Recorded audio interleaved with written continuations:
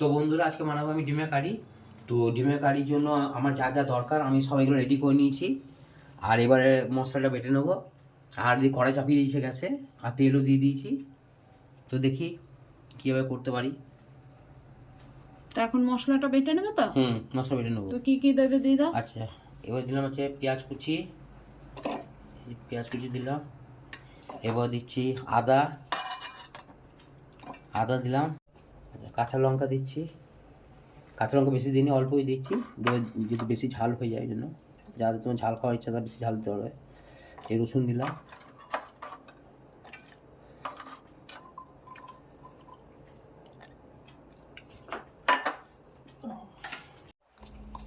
এ দিচ্ছি জিরে, গোটা জিরে।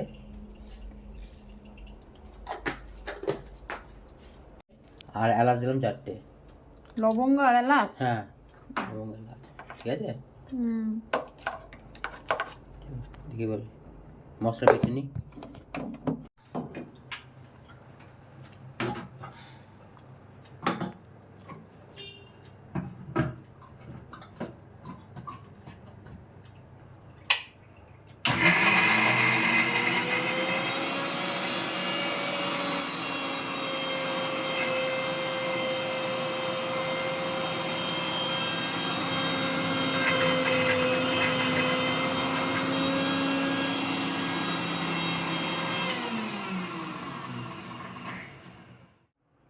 মশলা বাটা হয়ে গেল? মশলাটা হয়ে গেছে। তো বন্ধুরা ডিম আলুটা অল্প একটু হলুদ দিয়ে আমি ভেজে নেবো।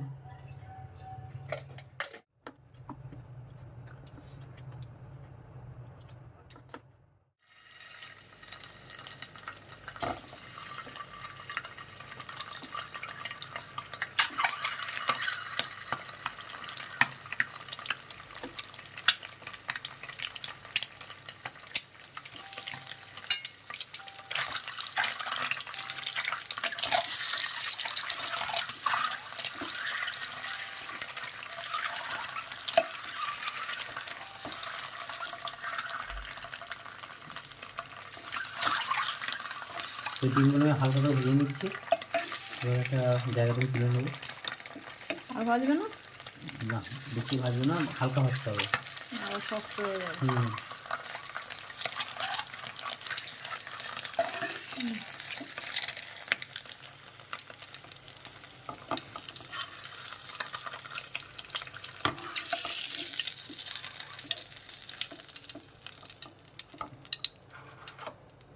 বাটিতে তুলে আসা।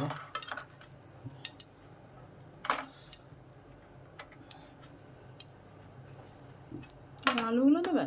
আলু ভেজে নেবো হালকা করে, মশলা বানিয়ে তারপর ইয়ে করবো।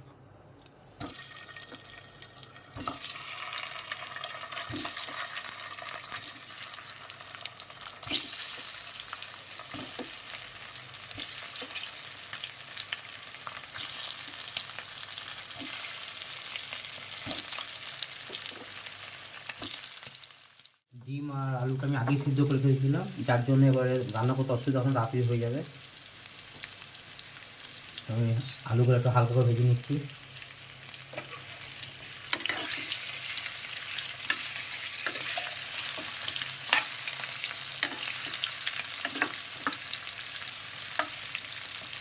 একটু ভাজা হয়ে যাক, তারপর আমি আলুগুলো তুলে নেবো।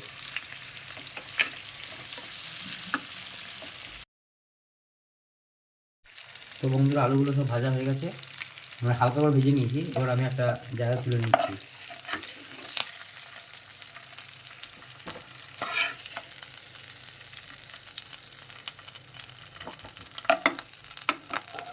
আলুগুলো আমার ভাজা হয়ে গেছে। এবার আমি পেঁয়াজ কুচিগুলো দিয়ে দেবো।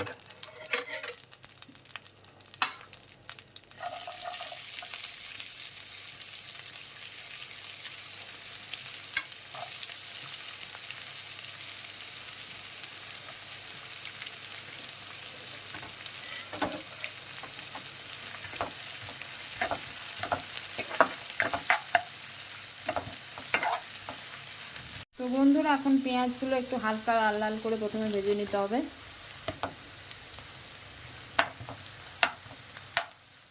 পেঁয়াজগুলো অনেকটা লাল লাল করে ভাজা হয়ে গেছে, এখন এর মধ্যে দিয়ে দিতে হবে টমেটোগুলো। তো এবার টমেটোগুলো দিয়ে একটু ভালো করে নাড়াচাড়া করে এগুলোকেও ভেজে নিতে হবে। তো বন্ধুরা দেখো এখানে টমেটো আর পেঁয়াজটা অনেকটাই ভাজা ভাজা হয়ে গেছে। এখন এর মধ্যে দিয়ে দিতে হবে বেটে রাখা মশলাটা। তো বন্ধুরা এবার আমি বাটা মশলা দিয়ে দিচ্ছি। মশলাটাকে দিয়ে খুব ভালো করে কষে নিতে হবে। যত ভালো করে কষানো হবে তত রান্নার স্বাদটা বেশি হবে, আর নয়তো কাঁচা গন্ধ একটা থেকেই যাবে। আর তার সঙ্গে আমি দিচ্ছি হালকা ধনেপাতা।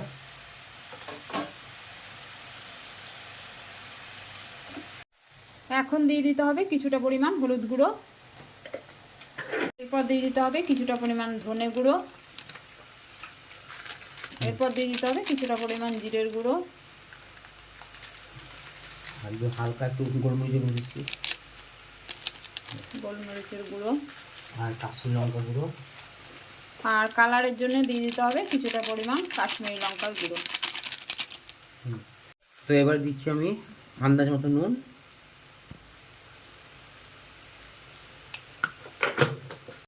তো আমি সামান্য একটু চিনি দিচ্ছি।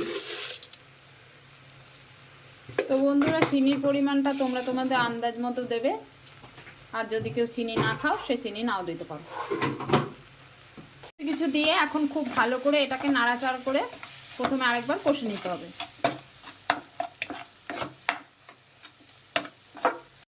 তো বন্ধুরা এবার সামান্য একটু জল দেবো যাতে কোনো মতে মশলা না ধরে যায়। তো মশলাটা কষতে সুবিধা হবে, একটু ভালো করে কষে নিতে হবে।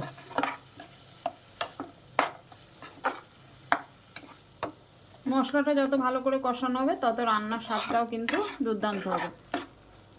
তো দেখো এখানে মশলাটা খুব ভালো করে কষানো হয়ে গেছে। এখন এর মধ্যে দিয়ে দিতে হবে আন্দাজ মতো জল। তো তোমরা তোমাদের যেমনভাবে তোমরা করবে ওই জল দিতে পারো। আর তোমরা যদি কষা কষা খাও জলটা একটু কম দেবে, আর যদি ঝোল খাও জলটার পরিমাণটা একটু বেশি দিতে হবে। ব্যাস আর দেবো না, ওই ঢাকাটা দিয়ে দেবো। হ্যাঁ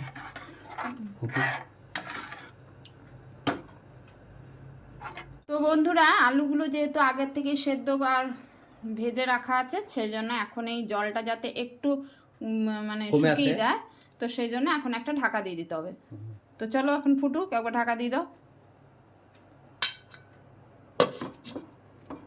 কিছুক্ষণ একটু ফুটিয়ে নেবো, তারপর এর মধ্যে আলু আর ডিমটা দিয়ে দিতে হবে। তো চলো। তো বন্ধুরা ঝোলটা ফুটতে দিয়ে গেছিলাম, তো দেখো অনেকটাই ফুটে ফুটে কমে এসছে। এবার এর মধ্যে দিয়ে দিতে হবে আলু আর ডিমগুলো।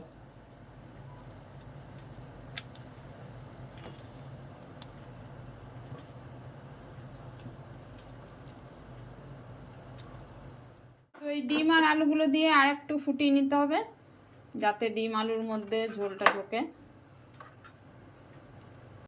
তো বন্ধুরা আমি ডিমের কারিতে একটু জলটা বেশি দিয়েছি। যদি তোমরা মনে করো যে জল কম দেবে তাহলে অবশ্যই কম দিতে পারো। আমি ভাত খাওয়ার সুবিধার জন্য এই যদি ভাতের সঙ্গে খাও তাহলে একটু ঝোল লাগবে, আর যদি ভাতের সাথে না খাও রুটি পরোটা ঝোলটা একটু মানে কমবে, একটু ফুটতে দিয়েছি একটু কমবে। তো তাহলে কিন্তু তোমরা অবশ্যই একটু একটা মাখা মাখা করতে পারো। তো চলো এটা এখন একটু ফুটুক, তারপর আবার এটা নামিয়ে নেবো গ্যাসের থেকে। তো কিছুক্ষণের জন্য একটু ফুটতে দিয়ে দিলাম যাতে ঝোলটা একটু কমে যায়। তো বন্ধুরা কিছুক্ষণ বাদে এবার ফিরে এলাম। তো এখন ঢাকাটা খুলে দেখবো যে হয়ে গেছে কিনা। তো দেখো অনেকটাই জলটা শুকিয়ে এসছে। তো ডিমের কারি পুরো কমপ্লিট। এবার দিয়ে দেবো হচ্ছে ধনেপাতা কুচি।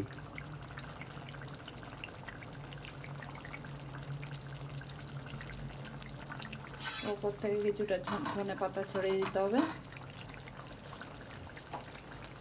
তো বন্ধুরা ডিমের কারি তো তোমরা সবাই খেয়েছো, আর যে প্রসেসে আর ডিমের কারি বানানো হলো যদি তোমরা এমনি করে বানাও তাহলে আশা করি ভালো লাগবে।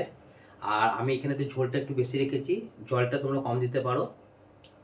তো যদি তোমাদের রেসিপিটা ভালো লাগে অবশ্যই একবার বাড়িতে ট্রাই করো, আশা করছি তোমাদের ভালো লাগবে। আর যদি ভালো লাগে তাহলে অবশ্যই লাইক করো, কমেন্ট করো, শেয়ার করো, আর চ্যানেলটিকে সাবস্ক্রাইব করে আমাদের পাশে থেকো। আমাদের পাশে থেকো। তো আজ এই পর্যন্তই, বাই, টাটা।